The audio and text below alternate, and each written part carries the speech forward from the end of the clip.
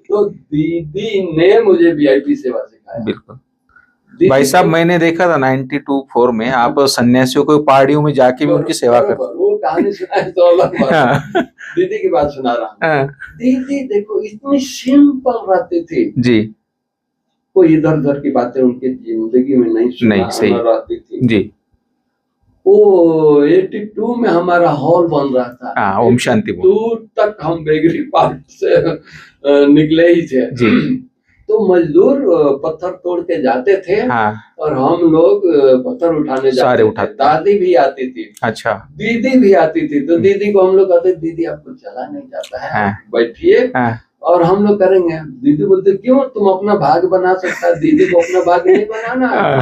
हम बड़ा नहीं उठाएंगे, छोटा उठाएंगे, लेकिन उठाएंगे जी। और दीदी आती थी छोटे छोटे पत्थर उठा करके। बहुत बड़ी बात थी, बहुत बड़ी। मैंने कहने का भाव है कि प्रैक्टिकल। भाई साहब आज भी ओम शांति वन आप लोगों ने जो बनाया है ना, सब दादी दीदियों ने खुद पत्थर उठाया है, तो आज भी वो ओम शांति वन सेवा कर रहा है। आज भी जो उसमें बैठता है शांति की अनुभूति करके जाता है। वाइब्रेशन बहुत जबरदस्त वाइब्रेशन, पावर फाउंडेशन से उसका वाइब्रेशन। ऐसी बिल्डिंग कहीं बनी नहीं है में एक जो बनी ओम शांति वन। बिल्कुल बिल्कुल सही है। और जब से ओम शांति भवन बना है तब प्रोग्रेस एकदम जी उभर के ऊपर आ गए। पूरे भारत देश विदेश से लोग आए, कॉन्फ्रेंसेस हुई बड़ी बड़ी जी। बिल्कुल। तो दीदी की क्या विशेषता सुनाऊं कि दीदी एक एक चीज के लिए 10 बजे तक नाश्ता नहीं करते थे।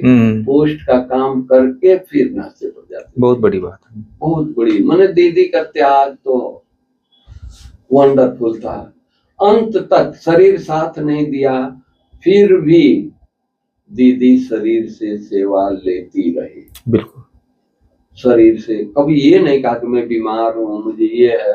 ब्लड प्रेशर भी बढ़ जाता था, हम चेक करने जाते थे और दीदी को बोलते थे कि दीदी कल सुबह योग में नहीं आई है। तो मेरे को क्या बोलती है, भाऊ मैं आपकी बात नहीं मानूंगी, जो सुबह बाबा कहेगा वो करूंगी। अच्छा। और हम देखते थे कि दीदी आकर के संदली पर बैठ के योग करा रही है, हमें पीछे बहुत बढ़िया, बहुत इतना ज्ञान योग में बाबा के प्रति तो इतना अटूट निश्चय।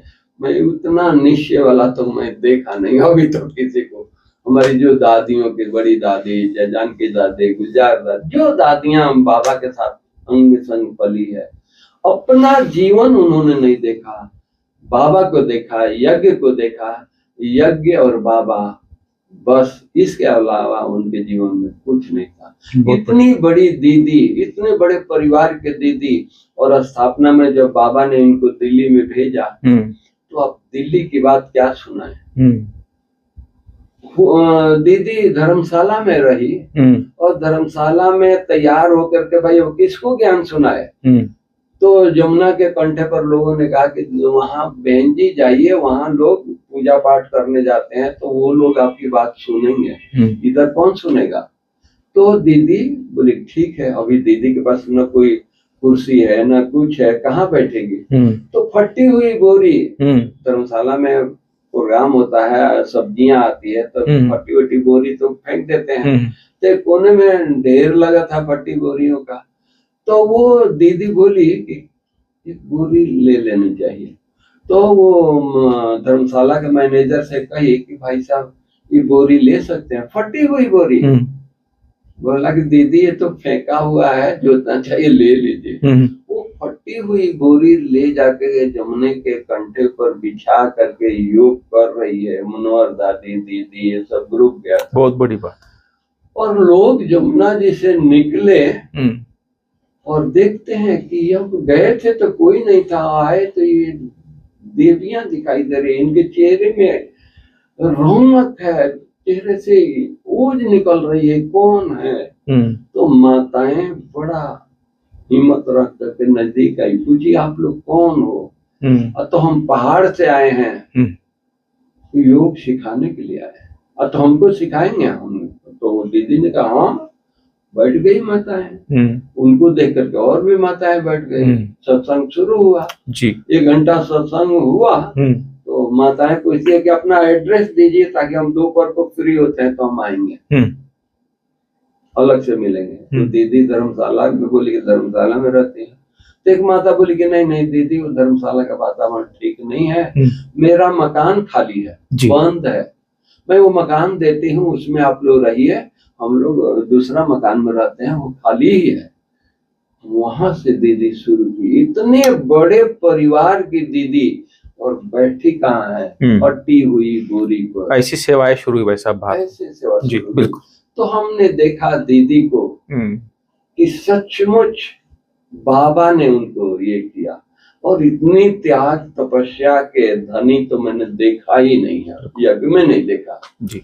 इतना बड़ा परिवार के व्यक्ति, जरा भी परिवार, लौकिक परिवार का ये नहीं, अहंकार नहीं, जरा भी अहंकार तो छोड़ो, ये बड़ा शब्द हो गया, हाँ। एक रिंचक मात्र भी नहीं। बहुत बड़ी बात। जैसे बाबा चलाए वैसे चलना, जो बाबा खिलाए वैसे खाना। उनकी मम्मी को तो क्वीन मदर बोलते थे। उनकी मम्मी क्वीन मदर, क्या क्वीन मदर, सचमुच फरिश्ता थी। वो भी यज्ञ में समर्पित, वो भी यज्ञ में। क्वीन मदर के बारे में क्या कहूँ, इतनी बड़ी माँ परिवार की।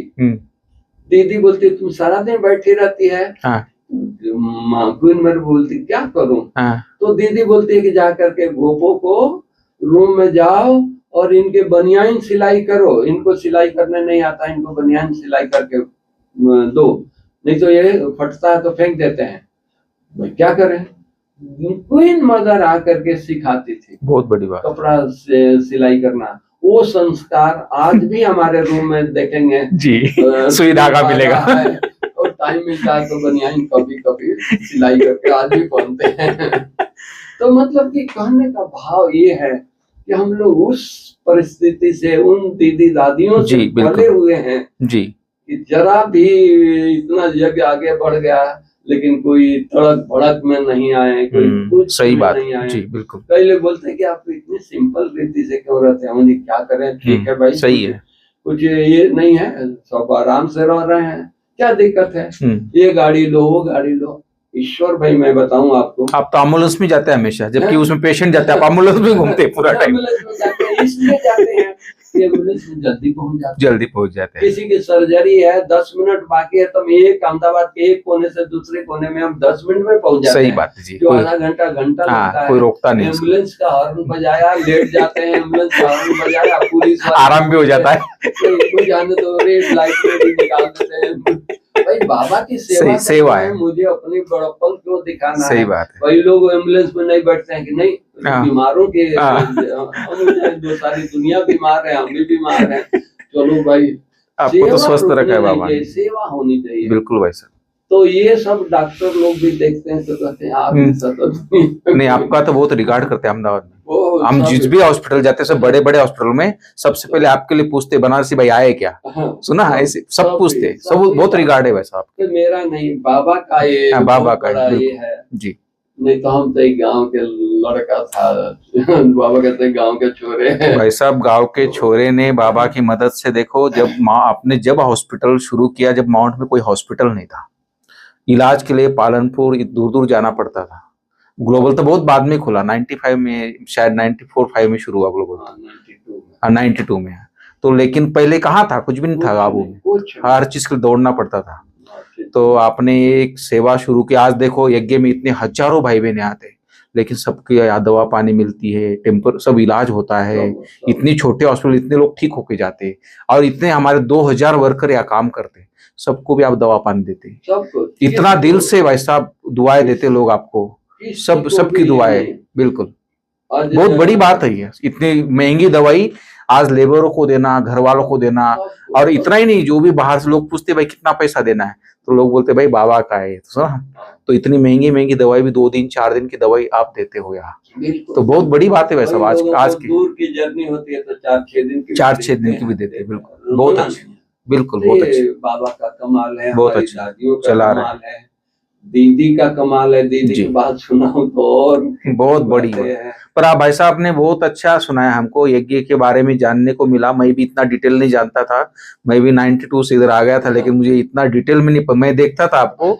आप इतना दादी दीदियों का रिगार्ड करते थे। आपकी एक स्कूटर थी तो आप धक्का मार के उसको गेट तक ले जाते और वहां किक मारते थे। कभी आपने स्कूटर चला के नहीं ले गए? तो मैं देखा, मैंने कहा इतना बड़ा डॉक्टर है। एक बार फिर मैं क्या सुनाऊं, टाइम हो रहा है। हाँ जी। तो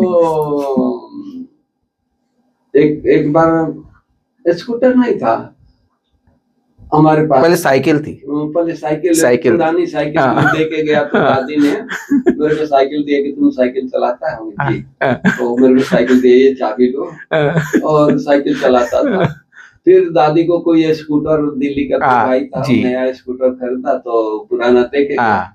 तो दादी मेरे को बुलाई नाश्ते पर और बोली कि स्कूटर के चाबी लो। मैं स्कूटर चलाता था, दादी देख के बड़ी खुश होती थी। तो वो भी स्कूटर कैसे आया, मेरे को स्कूटर चलाने नहीं आता था। मृत्युंजय भाई, हम साइकिल से जाते थे। दादी ने कहा कि करुणा भाई अकेले बाहर की सेवा करते हैं, आप उनको मदद करो। उन दिनों में अंग्रेज आते थे, उनसे फॉर्म भराना, पुलिस स्टेशन जाना, म्युनिसिपैलिटी में जाना, कई कारोबार होता है जी, तो जाना, तो हम साइकिल से जाते थे। तो मृत्युंजय भाई आए 82 कॉन्फ्रेंस के बाद, तो उन्होंने कहा कि दादी हम भी यहाँ रहना चाहते हैं। रहो, क्या सेवा करोगे? वीआईपी सेवा करेंगे।